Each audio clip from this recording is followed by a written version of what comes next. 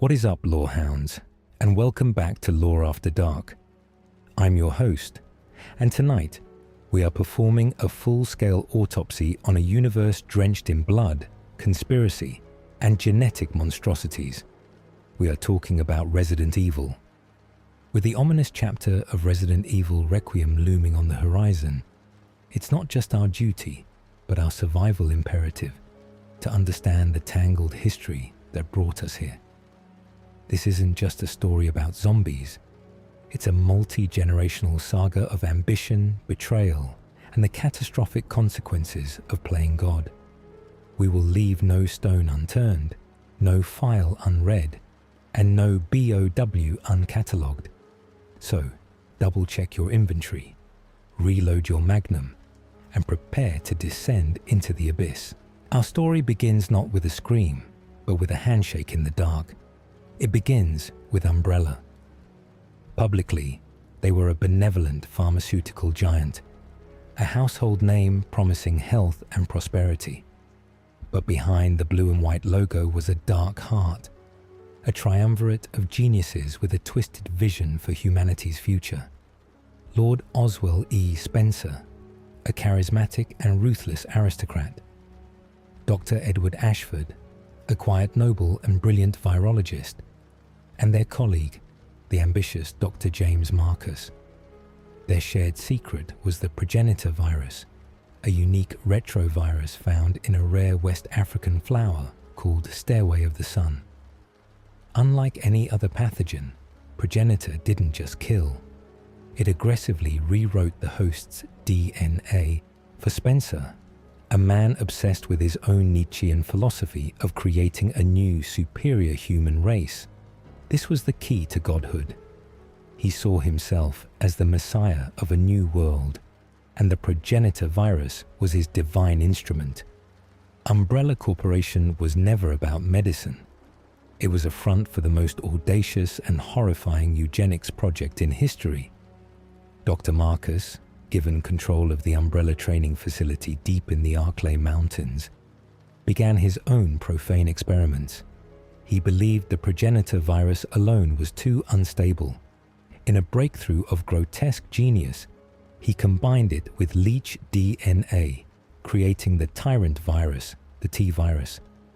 This is the catalyst for nearly everything to come. It induces necrosis, extreme aggression, and an insatiable hunger for flesh. Marcus's facility became a charnel house, a testing ground for his viral creations. But his singular focus made him a liability.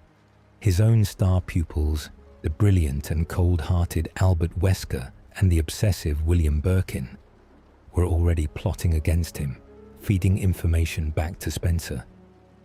Fearing Marcus's growing power and independence, Spencer ordered his assassination. Wesker and Birkin led an Umbrella Security Service team that gunned Marcus down in his own lab, his body dumped like so much trash. As he died, his queen leech, the progenitor of his research, slipped into his body. Over the next decade, in a process of horrific symbiosis, the leeches consumed his corpse, and with it, his memories, his hatred. They resurrected him, not as a man, but as a collective consciousness driven by a singular desire for revenge against Umbrella. This resurrected Marcus is the one who orchestrates the initial outbreak, unleashing his viral swarms on the Arklay Mountains, targeting Umbrella's own assets and kicking off the events of the first game. This brings us to July 1998, and the STARS Alpha Team, the Special Tactics and Rescue Service of Raccoon City. They're sent to investigate the grisly, cannibalistic murders that have plagued the mountain outskirts, looking for the missing Bravo team. Their helicopter mysteriously fails and crashes. The surviving members, Chris Redfield, Jill Valentine, Barry Burton, and their commander, Albert Wesker, are chased by monstrous skinless dogs and flee to the only shelter they can find, a sprawling, ominous mansion. This is no ordinary home. This is the Arklay Laboratory, Spencer's primary research facility, a labyrinth of death traps and biological horrors. Inside, they find the remnants of Bravo team and the horrifying truth. The mansion's staff and the researchers, all dead, have been reanimated by the T-virus. These are the first zombies, but they are far from the worst things lurking here. They encounter hunters, reptilian humanoids with devastating claws, giant venomous spiders, and Lisa Trevor, a tragic and nigh invulnerable monster who was the facility's very first test subject, enduring decades of horrific experiments that eventually led to the discovery of the G-virus. The entire mission was a setup. Captain Wesker, revealing his true colors, confesses he is a researcher for Umbrella. He orchestrated the entire incident to gather combat data by pitting his highly trained STARS unit against Umbrella's BOWs. His final trump card is the T-002 Tyrant, a hulking, 7-foot-tall super soldier with a massive claw for a hand. He unleashes it to eliminate the remaining team members while he collects the data. Beforehand, Wesker had injected himself with a prototype virus given to him by his colleague, William Birkin. He allows the tyrant to impale him, faking his own death. The virus resurrects him with superhuman strength, speed, and glowing red eyes. His plan was never just to serve Umbrella. It was to steal their research and sell it to the highest bidder on the bioweapons black market. Despite the odds, Chris and Jill, with the help of a last-minute rocket launcher from their pilot Brad Vickers, managed to destroy the tyrant and escape just as the mansion's self-destruct sequence obliterates the entire facility, seemingly wiping the evidence from the face of the earth. They return to Raccoon City, traumatized but alive, with a story so insane that Police Chief Brian Irons, a man secretly in Umbrella's pocket, refuses to believe them. 2 months later, in September 1998, the apocalypse arrives. William Birkin, now in charge of Umbrella's new underground laboratory beneath Raccoon City, has perfected his life's work, the Golgotha virus, or G-virus. Unlike the T-virus, which creates mindless killing machines, the G-virus seeks to procreate, forcing its host into a constant, violent state of mutation while trying to implant G embryos into blood relatives. When Umbrella's own Special Forces team, the USS, attempts to seize his creation, they mortally wound him. In a final act of desperation and madness, Birkin injects himself with the G-virus. He becomes a grotesque, ever-mutating monstrosity, G. Birkin. In the ensuing battle, vials of the T-virus are shattered. Rats, feasting on the viral samples, spread it throughout the city's sewer system and into the water supply. Within days, Raccoon City is a dead city. The infection is absolute. Into this nightmare walk two people on opposite paths. Leon S. Kennedy, a rookie cop arriving for his first and last day on the job, and Claire Redfield, Chris's younger sister, searching for her missing brother. They are immediately thrown into a fight for survival, navigating the zombie-infested streets and the corrupted police department. They uncover the depths of Umbrella's conspiracy, all while being relentlessly hunted by the constantly evolving G. Birkin, who is stalking his own daughter, Sherry Birkin, as she is the only genetically compatible host for his embryos. Simultaneously, Jill Valentine is fighting her own war to escape the city she once swore to protect. Her escape is complicated by a new, terrifying pursuer, the Nemesis T-type. This advanced tyrant is faster, stronger, and more intelligent than its predecessor. It can wield weapons and has a single, chilling directive programmed into its very being: eliminate all remaining STARS members. Jill is hunted mercilessly. With the help of a UBCS mercenary, Carlos Oliveira, she battles the Nemesis across the dying city. Leon, Claire, and Sherry manage to escape the city via an underground train. having put Birkin down for good. Jill and Carlos also find a way out, but not before Jill is infected with the T-virus and subsequently cured with a vaccine, a fact that will become critical later. The US government, realizing the situation is beyond containment, makes a horrifying decision. They authorize a thermobaric missile strike, and on October 1st, 1998, Raccoon City is sterilized, wiped from the map in a nuclear fire. The official story is a catastrophic gas leak. It is the largest cover-up in history. The destruction of Raccoon City was the nail in Umbrella's coffin. The testimonies of the survivors, Leon, Claire, Jill, Chris, and Sherry, leaked to the public. Global backlash was immense. The US government, facing overwhelming evidence, indefinitely suspended all of Umbrella's business operations, effectively bankrupting and dismantling the corporate empire. But it was too late. The Pandora's box of bioterrorism was wide open. Viral samples and research data, stolen by spies like Ada Wong and the resurrected Albert Wesker, flooded the international black market. A new era of warfare had begun. In response, the Global Pharmaceutical Consortium, with backing from multiple nations, formed the Bioterrorism Security Assessment Alliance, or B.S.A.A. Its mission, to combat the global threat of BOWs. Among its founding members were Chris Redfield and Jill Valentine.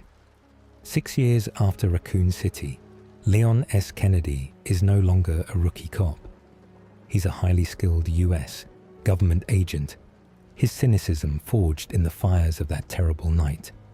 He is sent on a solo mission to a remote, rural part of Spain to rescue the president's daughter, Ashley Graham. He quickly discovers the villagers are not zombies. They are Los Ganados, violent and unnervingly intelligent humans controlled by a parasitic organism known as Las Plagas. These are ancient parasites that were excavated by a religious cult, Los Iluminados, led by the charismatic Osmond Sadler. Sadler's plan is to use a new genetically engineered dominant plaga to infect Ashley, send her back to the US, and then seize control of the world's most powerful leaders. Leon's mission becomes a desperate battle against hordes of Ganados, colossal giants, and mutated monstrosities. He is aided, and often hindered, by Ada Wong, who is there on Wesker's orders to retrieve a sample of the dominant plaga. Leon fights his way through the cult's castle and a remote island facility, ultimately rescuing Ashley and confronting Sadler, destroying him and the plaga's influence. But Ada, in a final betrayal, secures the master plaga sample for Wesker, who now possesses another key to ultimate power. Chris Redfield's war continues. Now a leading B.S.A.A. operative, he tracks a BOW smuggling operation to Kijuju, Africa. He partners with Sheva Alomar, a member of the B.S.A.A.'s West African branch. They discover the local populace is infected with an even more advanced Type 2 plaga, which is faster acting and more aggressive. The man behind the deal is Ricardo Irving, but he's just a middleman. The real power funding this operation is the pharmaceutical company Tricell, which has secretly inherited Umbrella's research and facilities. And pulling Tricell's strings is the ghost of Raccoon City himself, Albert Wesker. Alongside Tricell's ambitious executive, Excella Gione, Wesker plans to unleash his own ultimate virus, Ouroboros. Derived from the progenitor virus, Ouroboros was designed to be Spencer's final solution. It bonds only with those possessing superior DNA, transforming them into superhumans. For everyone else, it results in a gruesome death, their bodies consumed by a writhing mass of black tentacles. Wesker, viewing himself as the only being worthy of godhood, plans to saturate the globe with Ouroboros, culling the weak and creating a new world in his own image. During this mission, Chris confronts his own ghost. He finds evidence that Jill Valentine is alive. Years prior, Chris and Jill had tracked down the aging Lord Spencer to his European estate. Just as Spencer began to reveal the full scope of his eugenics plot and Wesker's origins as one of his Wesker children. Prodigies raised to be the progenitors of his new world. Wesker himself appeared. He revealed his contempt for Spencer's vision, killed his creator, and engaged his old STARS rivals. In a desperate move to save Chris, Jill tackled Wesker through a cliffside window, and both were presumed dead. In truth, Wesker's enhanced physiology allowed him to survive. He recovered Jill's comatose body and, fueled by a twisted sense of irony, kept her alive. The T-virus antibodies that had lain dormant in her system since Raccoon City made her the perfect subject for his Ouroboros research. He placed her under his control with a mind-altering device powered by the P-30 chemical. Chris is forced to fight a brainwashed Jill, but he and Shiva manage to subdue her and remove the device. Freed from Wesker's control, Jill sends them to stop him. The final confrontation takes place inside an active volcano. After injecting himself with Ouroboros, Wesker mutates into a metallic, tentacled monster. In a climactic battle worthy of their long and bitter rivalry, Chris and Shiva finally defeat Wesker, finishing him once and for all with a pair of rockets that send him sinking into the molten lava. But the world of bioterror has evolved beyond viruses and parasites.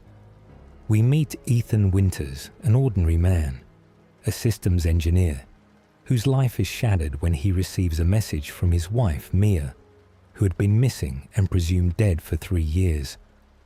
The message leads him to a derelict, rotting plantation in Dulve, Louisiana.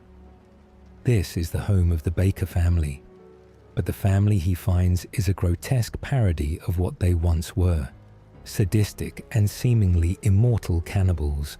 Ethan discovers they and Mia are infected with a new type of bioweapon, a sentient fungal life form known as the mold. The source is Eveline, a BOW designated E-001, who appears as a small, innocent girl. Eveline can control the minds of those infected by the mold, creating a hive mind family obsessed with her. She is the mother of this twisted household. The Bakers are not evil. They are her victims, their minds trapped within their mutated bodies. With the unexpected assistance of a special ops team, led by a man calling himself Redfield, who we later learn is indeed Chris Redfield, now operating a reformed umbrella PMC under B.S.A.A. Supervision. Ethan manages to synthesize a necrotoxin, kill Eveline, and escape the nightmare with Mia. 3 years later, Ethan and Mia are trying to live a peaceful life in Eastern Europe with their newborn daughter, Rose. That peace is violently shattered when Chris Redfield and his Hound Wolf squad storm their home, execute Mia in cold blood, and abduct both Ethan and Rose. Ethan awakens to find himself in an even worse nightmare, a desolate, snow-covered village terrorized by 4 monstrous lords, all serving a mysterious figure known as Mother Miranda. These lords, the towering vampiric Lady Alcina Dimitrescu, the twisted doll-maker Donna Beneviento, the grotesque amphibian Salvatore Moreau, and the cybernetic lichen master Carl Heisenberg, are all products of a fungal superorganism called the megamycete, or fungal root, which has existed beneath the village for centuries. We learn the shocking truth. Mother Miranda, driven by grief over the loss of her own daughter to the Spanish flu a century ago, discovered the megamycete and its power to absorb consciousness.